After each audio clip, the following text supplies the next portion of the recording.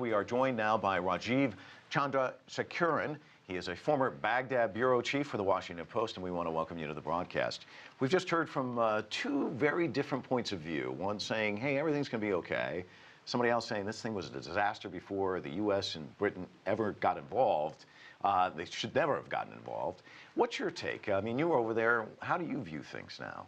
Look, I'm not sure it's super productive to relitigate the decision to go to war back in 2003. I mean, I think some big mistakes along the way. But we're at a point of crisis here right now.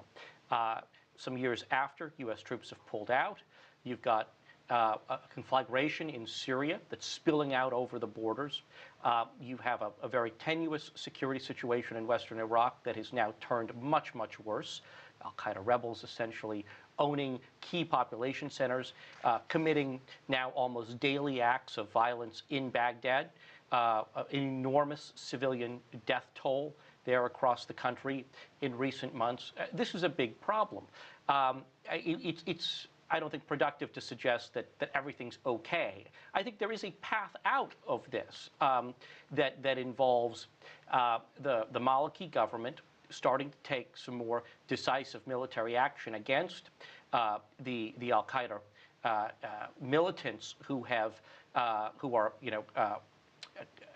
involved in this campaign of terror across the country. But really, the problem here at its heart is not a security one. It's a political challenge. It gets back to, has the Maliki government been inclusive enough? The reason the Al-Qaeda... Is the answer no? The answer is clearly no. Yeah.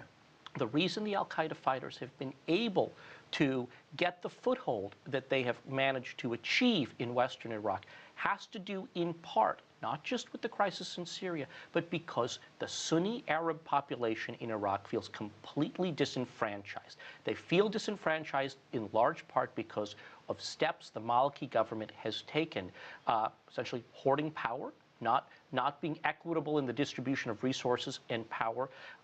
The very same tribesmen that Maliki now is depending on to liberate Fallujah are the same people he was marginalizing over the past couple of years. The people that he wants to now arm were people he didn't want to arm a year or two ago.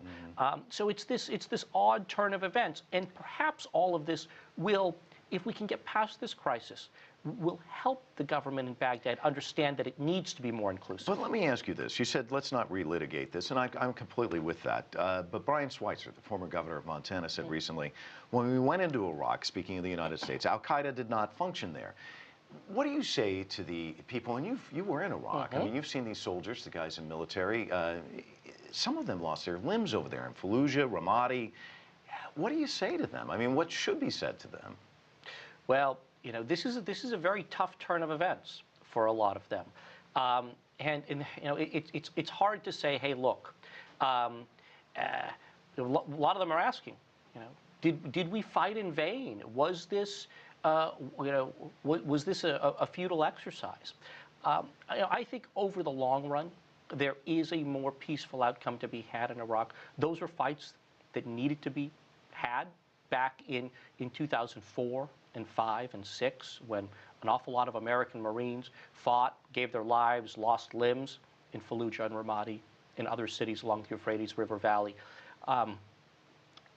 We'd like to be in a place now where the Iraqi government was governing in a more inclusive way, that you wouldn't have these issues. But these are the steps that a country like Iraq, unfortunately, I think has to go through to get to a better place. When Bush and Blair went there, they said, we want to take out this dictator, and we want to bring peace and democracy to the region. Al Monitor, which takes columnists from that region, translates their language. A columnist from Iraq recently wrote, many despise the concept of democracy. Political security and economic failures have negatively affected the overall views on democracy. So where does democracy stand in that country? It stands someplace below security and economic growth. The Iraqis want to feel safe. They want to be able to send their kids to school. They want to be able to go to the markets. They want to live their lives free of getting blown up. That's their top priority. And they want to have decent jobs to be able to put food on the table. That's there too. And the United States and some of its allies misjudged a lot of this when we went in.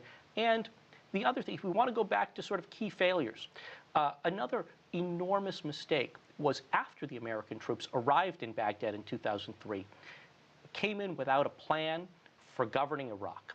And what then filled that vacuum was a series of haphazard moves that set out to disenfranchise the Sunni Arab population. These folks in Anbar province in the west who feel so neglected, who Al-Qaeda has essentially come in and said, look, we're here to help you.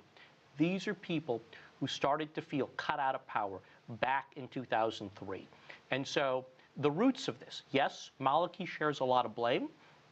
That government today has been mismanaging the situation, but this problem has its roots in mistakes made by the United States more than 10 years ago. We only have about 20 seconds.